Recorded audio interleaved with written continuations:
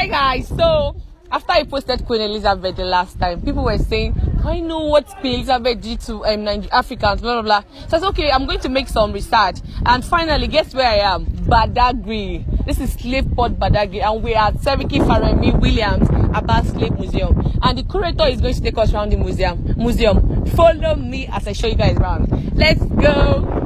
Seriki Faremi Williams Abbas Port. Barracoon of 40 slaves sale. Let's go inside.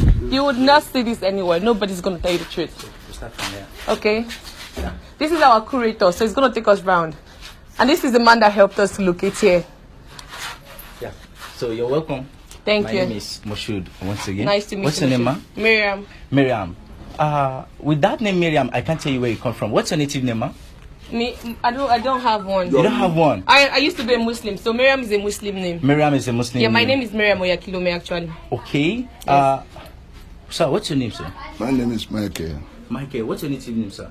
I know you're Abayomi. African. Abayomi. With that name Abayomi, I immediately know that Abayomi is from the Yoruba. But with your name Miriam, I can't tell you where you come It's from. an Arabic name. With my name Moshood, I can't tell us where I come from. Where are you from? Moshood is an Islamic name. Anybody can be a Moshood. Okay. I just want you to know how powerful African names are. My name is Bamidele. Can you tell me where I come from with that name? Yoruba Bamidele? land. Yes. We African, we have a name that tells story, history, or directory. Through your name, someone can locate you. As an African, through your name, someone can tell you where you come from.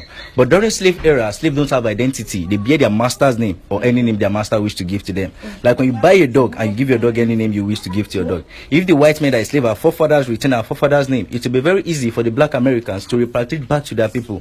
But because they didn't retain their name, it's not easy for the blacks over there to trace their roots. The world know this compound as Brazilian Barracoon. Most slaves taken from this compound were being taken to Brazil, and most of them were Yoruba origin. Today in Brazil, there's a god mostly worshipped by the Yorubas called Yemoja. In Brazil, they call it Lemeja. Eshu, they call it Ezu. Iyalaka, they call it Akaraje. Shango, they call it Zango. That's why you know there were Yorubas that have been moved from this compound down to Brazil, and they still practice the same culture. And Barracoon is a Spanish word. It means dungeon, storehouse, or slave cell where slaves are being kept. In this compound, we have a total number of 40 rooms. Okay. During slave era, 40 slaves were being kept in each room. Okay. 40 times 40, 1,600 slaves were being moved in and out of this compound every 3 to 4 months. And this compound belongs to Seriki Williams Abbas. This is the man in the center. His birth name was Ifare Bilekun Ifagbemi. How come the name changed to be Seriki Williams Abbas? This young man was captured at the age of 6 in a town called Jogarile in Ogun State during the Egbas and Dahomey War. He was captured by a slave trader called Abbas. Abbas was a black man, an Islamic scholar who lived in Dahomey. Abbas took this young man to Dahomey and made him a domestic slave. We have two categories of slave, the field slave and the domestic. The field slave work on the farm, the domestic work, yes, field. Okay, field. Okay. Yes, the field slave work on the farm, the domestic work in the master house. Abbas used him as a domestic slave. Later, they sold him to a white man called Williams. Williams took Ifare Mlekun to Brazil and gave him education. Through Williams, Ifare Mlekun speak English, Dutch, Spanish, and Portuguese. And while working for Williams, whenever Williams is going out for his business, he takes this young man along with him, consciously showing him his business. One day, Williams called him, "Young man, come, let me set you free on one condition. You work for me." And Ifare Mlekun grabbed the offer as the only opportunity he has to be a free person. When Ifare Mlekun left Brazil, he first settled at Lagos Island, then they called it Lagos Colony. He came to resettle in Badagry in this compound in the year 1840, when the second master Williams built this compound in the year 1840. Year 1895, Ifare Mlekun was to ban Seriki Musulumi of Badagry. They made him the paramount ruler in Badagry. He ruled Badagry for 24 years. I will tell you much about him when we enter the museum. Let's see this other side. Okay. In the olden days in Africa, we have our own currency that we spend, our own money. If you have 100 naira notes, if anybody have 100 naira notes, I will show you some of this money I want to mention on that 100 naira note. This is 100 yes, naira. Thank you. At the back of this 100 naira notes, we have what we call manila. This two covering is called manila, used by the Portuguese. This is yala salt. It's like a precious stone, a white stone, and these are cowrie shells. This is what? Manila, yellow salt, cowrie shells, and tobacco that is for cigarette these days was used as currency then. Thank you. When the European came, they did say all these things I mentioned as money. So they bring in the idea of trade by barter. When they bring in the idea of trade by barter, if European give our forefather one ceramic bowl in exchange of 10 human beings as slaves. Okay. One of these ceramic bowl. We call it breakable plate. 10 slave. We still have 5 plates I will show you when we enter the museum. A then gun, Yoruba call it Ibon Shakabula, was used in exchange of 40 human beings as slave. The mirror doesn't have specific number. The highest bidder get the price. We call it bargain power. The big cannon gun, which is olden days bomb, was used in exchange of 100 slaves. The short one, 40 slaves.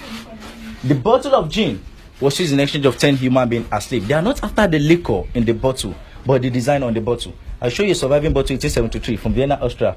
One umbrella was used in exchange of 40 human beings as slaves. The question is, we Africans or black man, what do we do with the dengon and the cannons? We use it to fight ourselves to get more slaves to sell to the whites. We sold ourselves into slavery. And these two doors have been here since 1840 when this compound was established. It's part of our monument. People all over the world come to see. Yes, since 1840. 1840. Yes.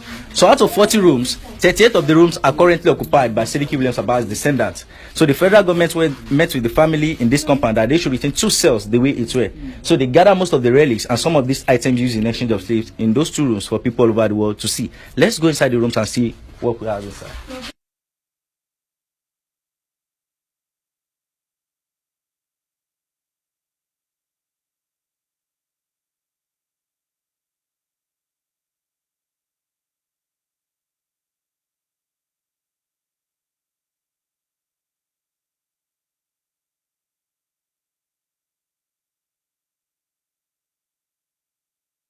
Okay, this was the cell. As small as it is. No. So you're welcome. Out of 40 rooms, we are standing in one of the rooms. All rooms are like this. Where we are standing here is called a waiting cell. This is where European check slaves don't buy before they buy them. The same way we check animals before buying, the same way they check human being.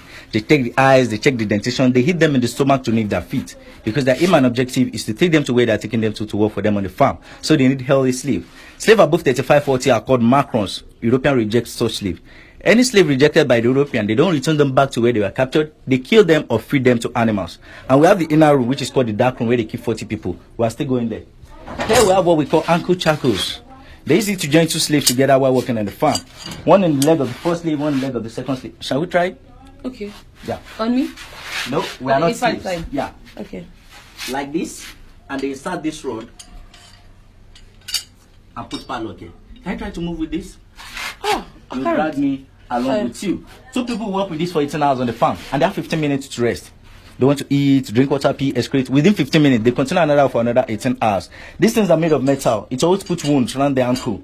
Nobody cares because slaves are property, and you can do anything you like with your property. The difference between a slave and your sunshade is because a slave has life.